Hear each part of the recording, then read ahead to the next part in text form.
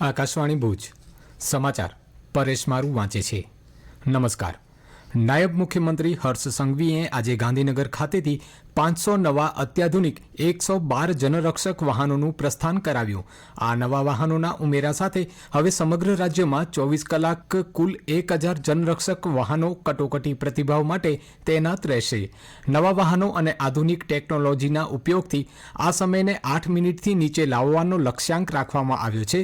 આ પ્રસંગે રાજ્યમંત્રી કમલેશ પટેલે જણાવ્યું હતું કે જનરક્ષક પ્રોજેક્ટના અમલીકરણના માત્ર 11 માસના ટૂંકા ગાળામાં 11,04,000થી વધુ ઇમરજન્સી કોલમાં સંકલિત સેવાઓ પૂરી પાડવામાં આવી છે, જ્યારે 6,74,000થી વધુ પોલીસ ઇમરજન્સી બનાવોમાં તાત્કાલિક સેવા આપવામાં આવી છે. રાજ્યની તમામ સરકારી કચેરીઓમાં હવે પ્લાસ્ટિકના ફોલ્ડર અને ફાઇલોનો ઉપયોગ તબક્કાવાર બંધ કરાશે. સામાન્ય વહીવટ વિભાગના પરિપત્ર અનુસાર ટકાઉ અને પર્યાવરણલક્ષી કાર્યપ્રણાલીને વેગ આપવા સચિવાલયથી લઈ સ્થાનિક સ્વરાજ્યની સંસ્થાઓ અને યુનિવર્સિટીઓ સુધી તમામ કચેરીઓમાં આ નિર્ણય લાગુ કરાશે. પ્લાસ્ટિકના બદલે કાગળ, શણ અને કાપડમાંથી બનેલા પર્યાવરણ અનુકૂળ ફાઇલ કવરનો ઉપયોગ કરાશે. હાલમાં કચેરીઓમાં ઉપલબ્ધ પ્લાસ્ટિક સ્ટેશનરીનો સ્ટોક પૂર્ણ થયા બાદ નવી તમામ ખરીદી આ પર્યાવરણીય દિશાનિર્દેશ મુજબ જ કરવાની રહેશે. ગુજરાત રાજ્ય સંસ્કૃત બોર્ડ અને જિલ્લા વહીવટી તંત્રના ઉપક્રમે ભુજમાં સંસ્કૃત ગૌરવ યાત્રા યોજાવાની સાથે જ સંસ્કૃત સપ્તાહનો પ્રારંભ થયો છે. જ્યુબિલી ગ્રાઉન્ડ ખાતે સાંસદ વિનોદ ચાવડા, ધારાસભ્ય કેશુભાઈ પટેલ અને પ્રદીપ્તાનંદજી સ્વામીજી સહિતના મહાનુભાવોની ઉપસ્થિતિમાં પ્રારંભિક કાર્યક્રમ યોજાયો હતો. ત્યારબાદ મહાનુભાવોના હસ્તે ધ્વજ ફરકાવીને યાત્રાને પ્રસ્થાન કરાવાયું હતું. શહેરની વિવિધ શાળાઓના વિદ્યાર્થીઓએ ઉત્સાહભેર ભાગ લીધો હતો. આ યાત્રા જ્યુબિલી ગ્રાઉન્ડથી શરૂ થઈ વીડી હાઈસ્કૂલ, ઇન્દિરાબાઈ હાઈસ્કૂલ થઈને હમીરસર તળાવ સુધી પહોંચી હતી, જ્યાં સંસ્કૃત ગીતો અને નૃત્ય રજૂ કરી સમાપન કરાયું હતું.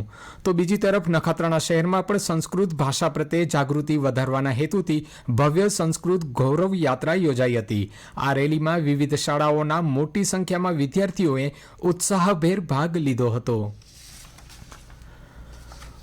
ઓગસ્ટ માસ પૂરો થવા છતાં કચ્છમાં મોન્સૂન બ્રેક સર્જાતા વરસાદની ઘટ 54%એ પહોંચી છે. ઓછા વરસાદવાળા જિલ્લાઓમાં કચ્છ ચોથા નંબરે છે. છેલ્લે 2018માં દુષ્કાળ પડ્યો હતો, પરંતુ ત્યારબાદના 7 વર્ષ સારા વરસાદ બાદ આ વર્ષે 2018 પછીનું સૌથી નબળું ચોમાસું જોવા મળી રહ્યું છે. રાપર સિવાયના તાલુકાઓમાં મેઘકૃપા ન વરસતા ડેમોના તળિયા દેખાયા છે અને આગામી સમયમાં પીવાના પાણી તથા ઘાસચારાની વિકટ સમસ્યા સર્જાવાની દહેશત છે. જોકે ભૂતકાળમાં 2021ની જેમ સપ્ટેમ્બરમાં વરસેલા પાછોતરા વરસાદે ચિત્ર પલટાવ્યું હતું, તેવી જ રીતે આ વર્ષે પણ પાછોતરો વરસાદ જ કચ્છની ધરાને તૃપ્ત કરશે તેવી આશા કચ્છી માળુઓ સેવી રહ્યા છે. દેશના તમામ મહાબંદરોમાં અગ્રેસર રહેલા કચ્છના દીનદયાલ પોર્ટ દ્વારા ચાલુ નાણાકીય વર્ષમાં વધુ એક સીમાચિહ્ન હાંસલ કરવામાં આવ્યું છે. પોર્ટ ગત 22 ઓગસ્ટ સુધીમાં 70.3 million metric tonne cargo handling કરી ઇતિહાસ રચ્યો છે.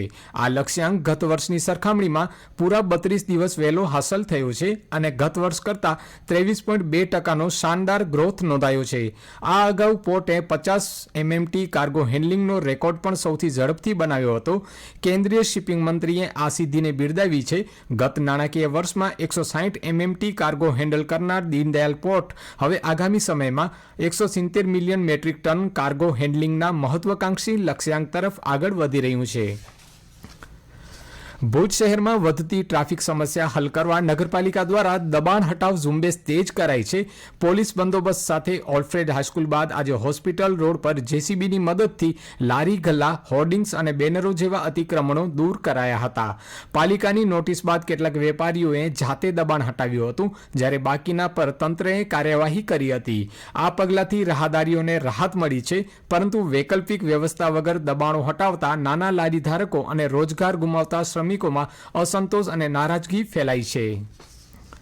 ભુજ સ્થિત જીકે જનરલ હોસ્પિટલના નેત્ર વિભાગ દ્વારા 25 ઓગસ્ટથી 8 સપ્ટેમ્બર દરમિયાન 41માં રાષ્ટ્રીય નેત્રદાન પખવાડિયાની ઉજવણી કરાશે. નેત્રદાનનો એક સંકલ્પ, બેને દ્રષ્ટિના સંદેશ સાથે વિવિધ સંસ્થાઓના સહયોગથી જનજાગૃતિ અભિયાન ચલાવાશે. નેત્ર વિભાગના વડા ડોક્ટર કવિતાબેન શાહ અને તેમની ટીમ દ્વારા ગેરમાન્યતાઓ દૂર કરી નેત્રદાન અંગે વૈજ્ઞાનિક માહિતી અપાશે.